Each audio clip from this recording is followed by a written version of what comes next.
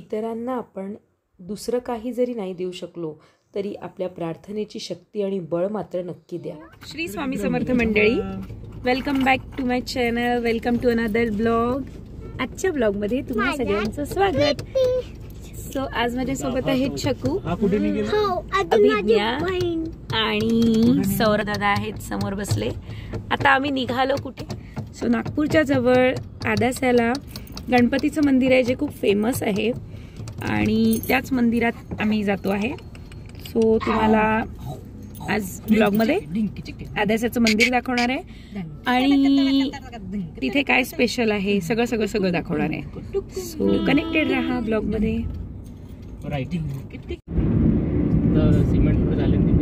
आपण काढले होते मागे आणि तिकडे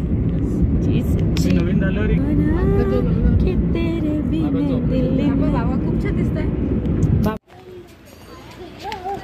अबीर आहे त्याच्या आत्याजवळ आणि आहेत त्याच्या मामाजवळ आहे सौरभजवळ.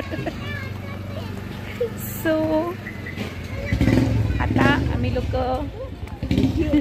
आम्ही घरून आलो इथे आदास्याला. नागपूरपासून 35 किलोमीटर अंतरावर आहे आणि असं छान व्ह्यू आहे बघा इकडे. मस्त मंदिर इकडे आहे. आम्ही मंदिरात पण जाणार, पण आमच्या पोरींना पहिले ट्रेनमध्ये बसायचं आहे आणि असं सगळं आहे. गर्दी दिसते आहे, असतेच इथे गर्दी सॅटर्डे संडेला सुट्टीच्या दिवशी वगैरे. आम्ही सगळं खातो. तुला माहिती आहे ना किडे गेले पाहिजे पोटात, आहे की नाही? बाय अभिज्ञा, इकडे बघ. सो मुली गेल्या ट्रेन मध्ये आणि आम्ही खातो आहे उकडलेले बोरं. वैभव, सो आम्ही आता कच्चा चिवडा खाल्ला. इथला फेमस कच्चा चिवडा आहे. आता बोरं दाबतो.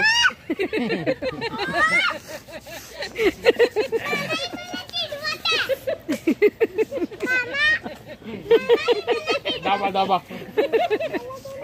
आणि हे आमचे दादा. बोला ना काहीतरी. मी पण बोरं दाबतो.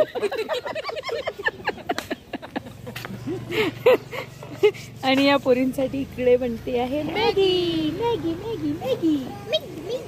5 रुपये की मॅगी लाना, 5 रुपये की मॅगी. या पण मॅगी दाबेल.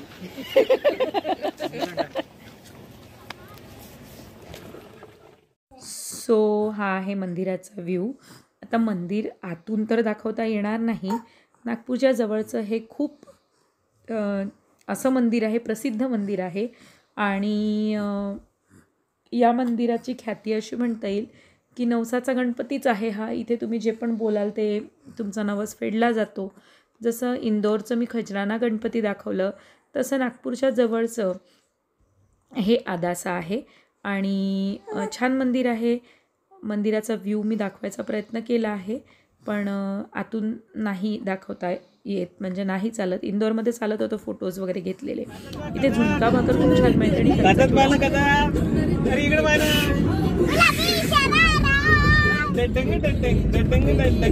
खूप प्रेम होतो चाललाय ना तू घरी चल सांगते तुम्ही.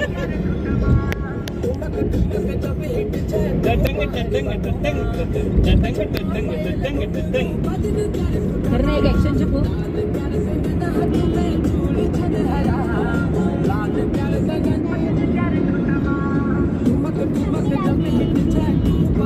सो आम्ही असं एन्जॉयमेंट करत आता चाललो आहे परत नागपूरच्या दिशेने. आणि आता वाटेत आम्ही डिनर करणार. दाखव तुम्हाला डिनर कुठे करणार. चहा झाला आमचा, तिथे शूट नाही केलं कारण आमच्या पोरी खूप त्रास देतात. सो आम्ही त्रासलो आहे खूप. आणि आज आमचं नाईट आउट आहे. सगळे आमच्याकडे आले आहे. हा सौरभ, इकडे अबीर सोबत त्याचा मामा खेळतो आहे.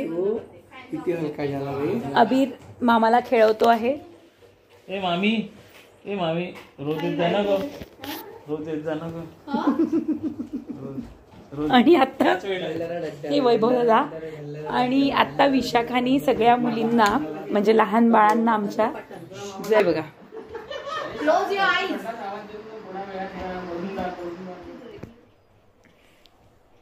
याला घेतलं मी पटकन. आता हा काही काही इशारे करतो मंडळी, सो मला त्याला पटकन घ्यावं लागलं. कॉमेडी इशारे करतो. आणि आमच्या हॉलचं लुक बघा मंडळी, किती छान वाटतंय रात्री. आणि आमचे सगळे पिल्ले झोपलेत. आणि आत्ता 3:45 वाजले, 3:45 वाजता आमच्या इथे नाश्ता मिळतो. एअरपोर्ट